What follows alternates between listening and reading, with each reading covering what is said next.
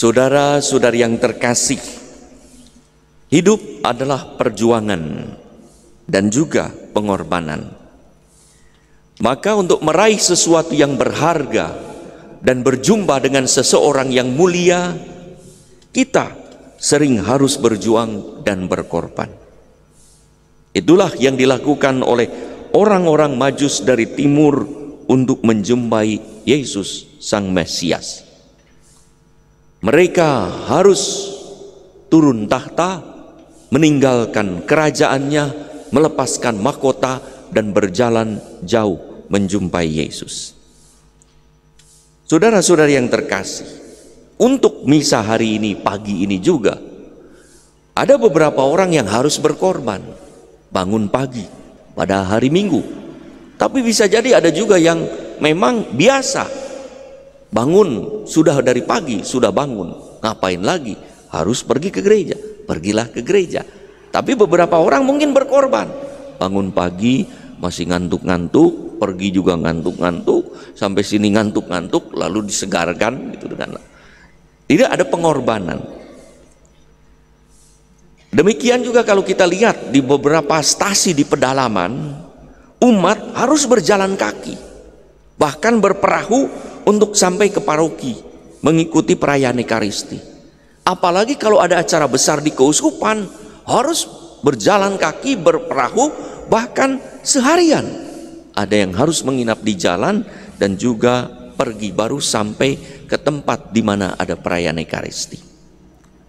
Pernah sebelum Covid, Bapak Kardinal Suharyo bersama dengan saya mengadakan perjalanan mengunjungi satu paroki di Momugu, paroki di desa Pustah di pedalaman Asmat.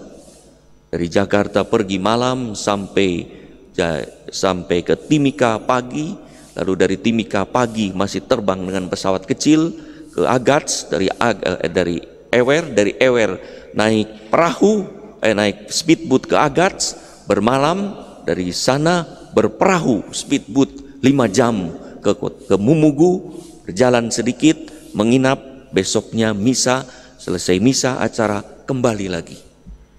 Bayangkan ya, lama. Pada zaman dulu para misionaris tidak selama yang kami lakukan, tapi mengadakan perjalanan 3 bulan di atas perahu untuk sampai ke Indonesia dari negeri Belanda. Belum lagi ada misionaris lain ke pedalaman Amazon, ke Afrika, mengadakan perjalanan untuk mewartakan Kristus. Ada perjuangan dan ada pengorbanan. Saudara-saudari yang terkasih, bisa dibayangkan siapakah orang-orang Majus dari timur? Mereka bukanlah orang-orang biasa. Mereka adalah orang-orang istimewa. Bahkan dalam tradisi mereka disebut sebagai 3 raja. Santo Beda pernah menulis sejarah gereja bangsa Inggris pada abad ke-8 yang menceritakan orang-orang Majus adalah mereka yang memberi persembahan berharga kepada Tuhan. Yang pertama bernama Melchior, seorang tua dengan rambut putih dan janggut panjang yang mempersembahkan emas kepada Tuhan sebagai seorang raja. Yang kedua bernama Gaspar, seorang muda tanpa janggut, berkulit kemerahan, menyembah Yesus sebagai putra Allah lewat persembahan kemenyan yang layak bagi keilahiannya. Dan ketiga adalah seorang berkulit hitam berjanggut bernama Baltasar yang mempersembahkan mur sebagai kesaksian bahwa Yesus adalah anak manusia yang akan mati untuk keselamatan manusia.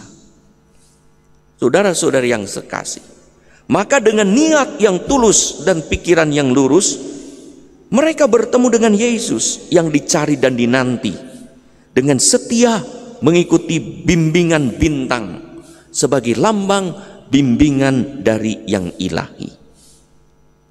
Dalam kekaburan mereka tak segan bertanya-tanya, di mana Raja Yahudi Mesias itu akan lahir. Dan dalam perjalanan pulang mereka mendengar banyak suara, baik suara manusia yang kejam seperti Herodes. Kalau sudah menyembah, kembalilah, karena saya juga akan menyembah. Maupun suara malaikat yang kudus dalam mimpi untuk pergi, pulang, jangan kepada Herodes. Maka mereka lebih mendengarkan suara malaikat. Mereka pun mengambil jalan pulang ke negerinya. Saudara-saudari yang terkasih, penampakan Yesus kepada 3 raja yang notabene berasal dari 3 bangsa, Afrika, Asia, Eropa, ini menyatakan bahwa Yesus lahir bukan untuk bangsa tertentu, bahkan bukan untuk orang Yahudi. Maka penampakan bukan pada orang Yahudi, untuk menyatakan bahwa Yesus lahir dan hadir untuk semua bangsa tanpa diskriminasi. Dalam mencari dan mengabdi Tuhan, semua manusia hendaknya bersatu sebagai satu ciptaan Allah, sebagaimana Allah menciptakan manusia satu dan Allah menyelamatkan untuk semua orang. Maka kalau kita yang merayakan penampakan Tuhan masih mempunyai rasa diskriminasi apapun dalam hidup, perayaan penampakan Tuhan yang memberi pesan inklusif, merangkul semua orang, menjadi kehilangan maknanya. Saudara-saudari yang terkasih, setelah berjumpa dengan Tuhan, kita diajak berjalan bersama-sama, bukan melalui jalan yang dipikirkan oleh manusia, tetapi jalan yang ditunjukkan oleh Allah. Sri Paus Fransiskus berkali-kali mengingatkan kita akan semangat sinodal, yaitu kebersamaan dalam perjalanan iman kita di dunia, dalam perjuangan kita di dunia ini, dalam perjalanan iman. Bahwa kalau kamu ingin berjalan cepat, jalanlah sendiri kalau ingin cepat. Tapi kalau ingin berjalan jauh, berjalanlah bersama. Bagaimana kalau kita ingin berjalan lebih cepat dan lebih jauh?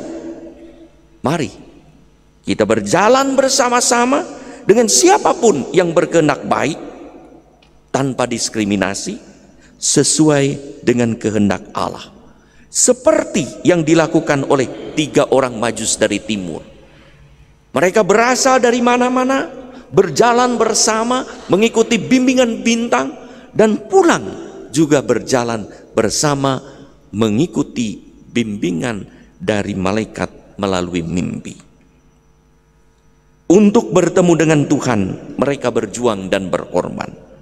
Demikian juga untuk menghadap Tuhan pada perayaan Ekaristi ini, pada upacara-upacara sakramen lain, kita berjuang dan berkorban.